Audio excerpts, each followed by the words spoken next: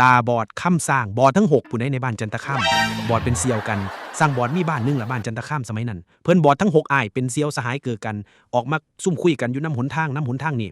คุยกันไปน้ำหนทางว่าบอดเอ้ยตัวสิจังใดเฮ็ดงานเหตุการณ์จังสันจังซี่เฮาสิพาไปตั้งวงดนตรีนี่สิไปบ่เฮาก็อยากร้องเพลงจังสันจังซี่ตาบอดนึงก็เลยคุยขึ้นว่าเอ้ามึงสิร้องได้บ่ร้องเพลงซั่นเด้โอ้ยกูสิยากบ่พอคุยกันได้ดนเติบมีเจ้าเมืองซั่นแล้วนายเพิ่นขี่สร้างมาพวกเจ้าเมืองก็ขี่สร้างมาเรียกเด้อเรียกทางสร้างเด้อเรียกทางสร้างโอ้สร้างตีเป็นจังไดน้อบอดนี่อยากเห็นสร้างค่ำเบิ่งแหน่เป็นหยังน้อเอาค่ำกับค่ำตีเขามาเบิ่งเธอละคนเด้ออ้ายบอดอ้ายที่1เขาไปค่ำเบิ่งเขาไปทั้งหางมันซะแล้วเขาไปก็ไปค่ำเบิ่งหางมันโอ้สร้างนี่มันคือไม่กวาดน้อสร้างนี่คือไม่กวาดแท้เอาออกไปอ้ายที่2เขามาที่2เขาไปค่ำถือขาสร้างค่ำเบิ่งขาสร้างโอ้สร้างนี่คือสูบตีเล็กเนาะ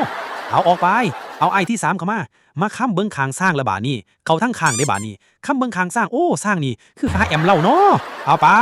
อ้ายที่4เขามาปั๊บค่ำเห็นหูสร้างโอ้สร้างนี่คือกระด้งฟัดเขาเนาะอ้ายที่5เขามาปั๊บเขาไปค่ำถึกมือสร้างห่วงสร้างนั่นแหละโอ้สร้างนี่คือปิงเว้ยปิงใหญ่ว่าซั่นอ้ายที่6เขามาปั๊บไปค่ำเอางาสร้างกระดูกแก่นมันงาสร้างไปค่ำปั๊บพะโธคือดามมีตะขอเนาะสร้างนี่เป็นลักษณะนี้แล้วไปแล้วสิไปนาป้ายสร้างก็ไปฮอดย่างไปน้ำหนทางน้ำบ่อนคุยกันไปก็เลยไปฮอดห่มมะกอก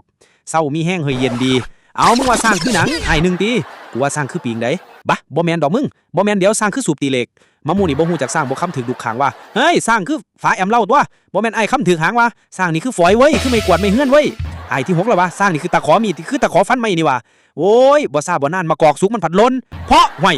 ขันเว้าหางเถียงกันแหมอย่าตีนั่นทอเฮ้ยบ่ได้ตีห่วยมันถึงหัวกูนี่นะเพราะอีกหน่วยนึงอีกเฮ้ยมึงมาเฮ็ดแบบนี้บ่ได้สร้างมันคือของกูเถียงกันอยู่ไอ้6ตีกันละบาดนี้ดึกกันไปกันมา